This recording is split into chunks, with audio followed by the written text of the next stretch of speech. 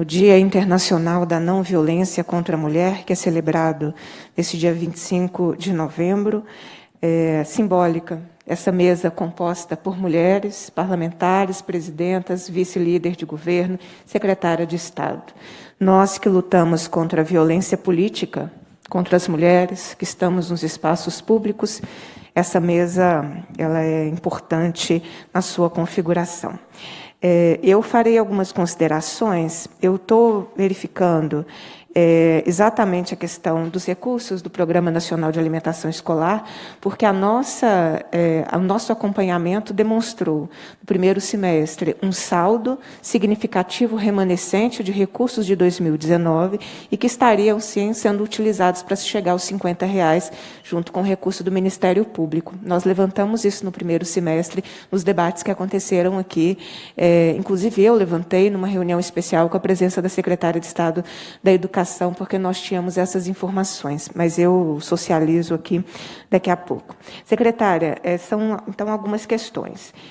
Primeiro, eu sempre trago o debate, pela minha origem sindical, da preocupação com a geração de emprego. Nós temos... recortando o mesmo período, abril, maio, junho de 2019, abril, maio, junho de 2020, Minas Gerais teve um aumento de 262 mil trabalhadores que ficaram desempregados. Eu pergunto, qual é o plano? Qual é a tática do governo no sentido da geração de emprego e renda, considerando a importância do Estado ser um promotor de políticas que gerem emprego e renda no nosso Estado? Eu sempre abordo essa questão, não acho que é mérito pessoal. Cada um se esforça, e aqueles que se esforçam conseguem emprego, os que não se esforçam não conseguem. Não se trata disso numa sociedade capitalista e desigual. Então, eu acho que é uma política de Estado e, portanto, sempre trago essa questão. A segunda é mais um registro e uma solicitação para o futuro. Eu fui uma das deputadas, junto com o deputado estadual André Quintão, o deputado Ulisses Gomes, que atuamos de forma muito persistente para que não acontecesse o despejo que aconteceu em agosto em Campo do Meio. É evidente que a decisão judicial que originou aquele despejo, ela era anterior à própria pandemia. A pandemia nos colocou uma situação de excepcionalidade e que foi desconsiderada pelo governo do Estado. Eu digo pelo governo porque nós buscamos muito a mediação para que aquela operação não acontecesse. Inclusive, se tivesse acontecido a mediação, a área que originalmente teria a desocupação, era possível uma mediação, era possível um diálogo. O governo optou por mobilizar mais de 300 policiais, 3 dias de aparato policial, que custaram aos cofres públicos quanto? A gente não tem recurso para o auxílio, mas a gente teve recurso para uma operação que envolveu dezenas de viaturas, camburão, vários setores da Polícia Militar, uma operação completamente desnecessária, e foi uma operação, na minha avaliação, muito mais ideológica do que necessariamente um cumprimento de uma decisão.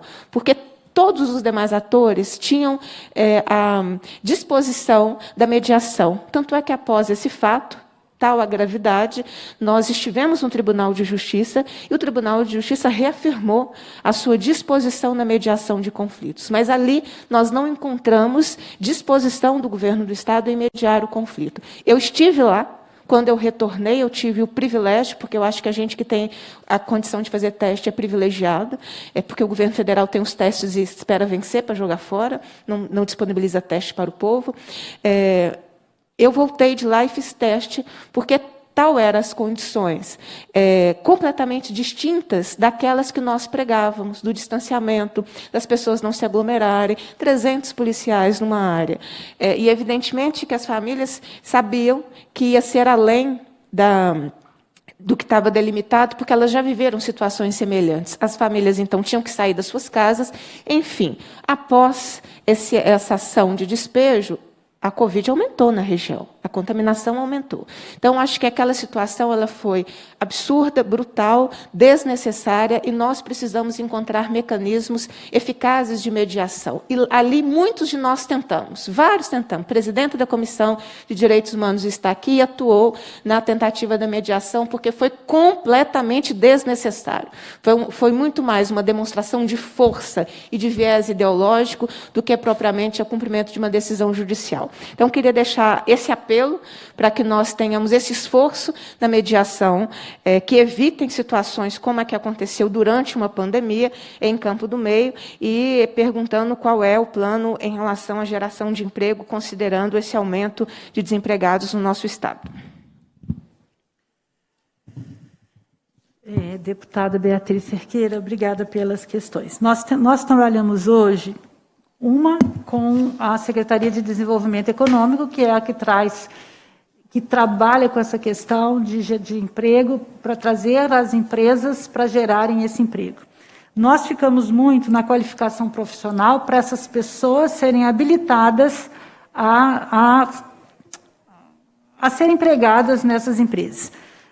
Quando eu falo dessa mapa de demanda, de oferta e demanda, isso para nós é muito caro, por quê? O que vinha acontecendo? Nós vínhamos qualificando pessoas diferentes do que o mercado absorvia. Então, a gente fazia qualificação muito desconectada do que o mercado absorvia.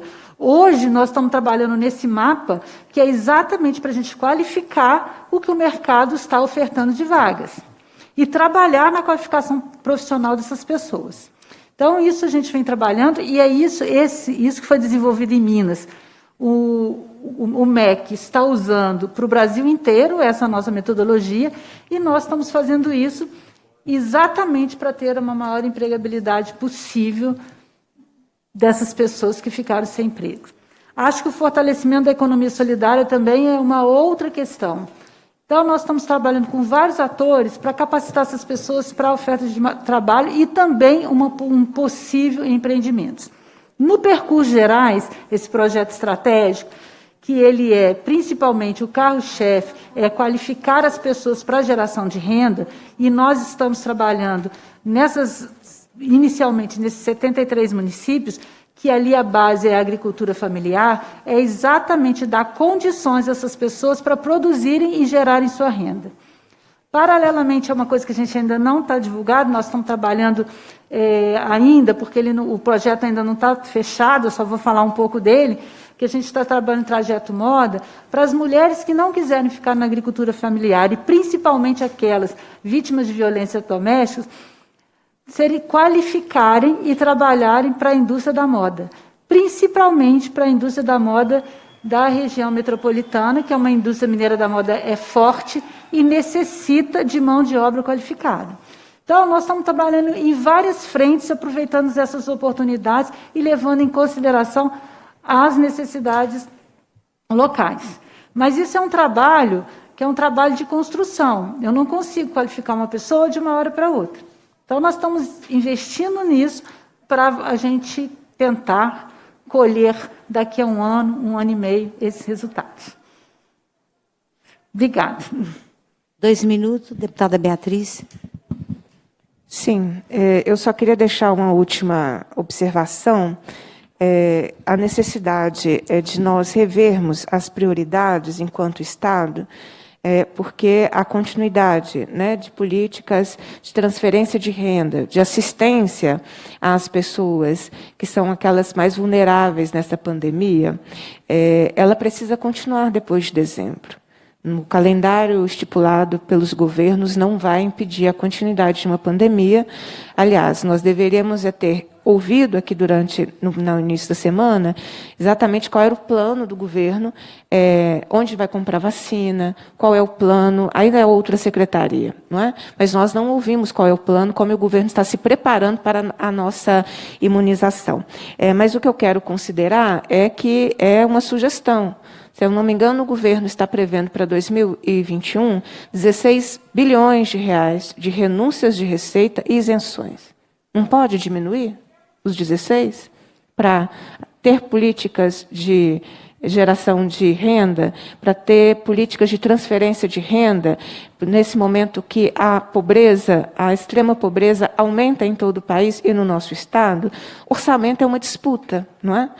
E o orçamento também identifica as prioridades de um governo. Então, eu acho que valeria a pena nós começarmos a identificar quem lucra quando não paga imposto. Não é quem nos assiste pela TV Assembleia, não é quem opera a câmera que faz com que as pessoas sejam vistas, não são as trabalhadoras que estão aqui fazendo com que essa audiência aconteça. Os que lucram são os grandes, que continuaram lucrando durante a pandemia. Não acho que é dever do Estado isentá-los do pagamento de impostos para aumentar os seus lucros, não é?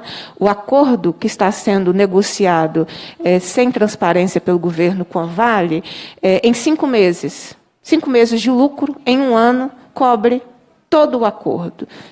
Quem está decidindo quem vai abrir mão de 30 bilhões de reais? Quem está abrindo mão de 16 bilhões de reais? Então, o debate da ausência de recursos é para o debate que nós estamos fazendo aqui. Porque recursos, eles podem ser discutidos, orçamento pode ser discutido. Então, essa disputa de prioridade, eu acho ela essencial. Por isso, a necessidade, finalizo, presidenta, da Assembleia Legislativa não ficar omissa em relação a esse acordo da Vale com o governo do Estado. Agora à tarde, a Câmara de Deputados instaurou a comissão externa que fará a fiscalização desse acordo e já marcará atividades dessa fiscalização. Eu solicitei cópia da minuta, eu não consigo ter acesso. Como é que uma deputada estadual não consegue ter acesso a uma minuta de um acordo do governo do Estado com uma mineradora assassina de 272 pessoas em 2019? Eu ainda não consegui ter cópia oficialmente do conteúdo desse acordo. Então, eu espero que a Assembleia Legislativa, que está aqui, fazendo seu Assembleia Fiscaliza, identificando as dificuldades que as secretarias trazem financeiras, que nós possamos entender que não se pode abrir mão de 30 bilhões de reais, porque o governo decidiu abrir mão por uma celeridade, e essa celeridade não é discutida com ninguém. Em democracia, as decisões não são individuais, elas precisam passar pelos controles de fiscalização. Eu faço esse registro porque me preocupa muito para as áreas sociais, uma grande dificuldade de recurso e de orçamento, e para a área empresarial, como é esse acordo com a Vale, todas as condições benéficas para a criminosa que assassinou, além das pessoas, matou o modo de vida de grande parte do povo mineiro. Obrigada pela possibilidade do debate. Com a palavra, a deputada Beatriz. Sim, presidenta, é porque eu verifiquei, tive condição, o tempo de verificar a discussão que a gente estava fazendo sobre os recursos do Programa Nacional de Alimentação Escolar. O debate que nós fizemos no primeiro semestre é que, quando o governo anunciou o Bolsa Merenda, que era uma parceria com o Ministério Público, o governo do Estado tinha em caixa 23 milhões de reais como um saldo de 2019. Então, em 2019, ele recebeu e não investiu 23 milhões de reais em alimentação escolar. E quando o programa foi anunciado, esse saldo existia e a parceria com o Ministério Público, então, foi o que nós questionamos, né? O governo anunciava algo, tendo um saldo de 23 milhões de reais. E que, de fato, esse recurso ele não foi utilizado no Bolsa Merenda, mas o que nós questionávamos no primeiro semestre era a existência de um saldo positivo, que assusta, né? 23 milhões de reais de um ano que não foi investido em 2019. Foram os números que nós trouxemos no primeiro semestre. E aí, até outubro, considerando o saldo de 2019, que não foi investido, mas o saldo de 2020, aí não é um debate dessa audiência, né, nem dessa secretaria, mas só para trazer todas as informações, há um saldo hoje, então, de 35 milhões de reais do Programa Nacional de Alimentação Escolar, que o governo recebeu recurso, e ele hoje tem esse saldo que não foi investido. E são dados da fiscalização feita através do Conselho Estadual de Alimentação Escolar.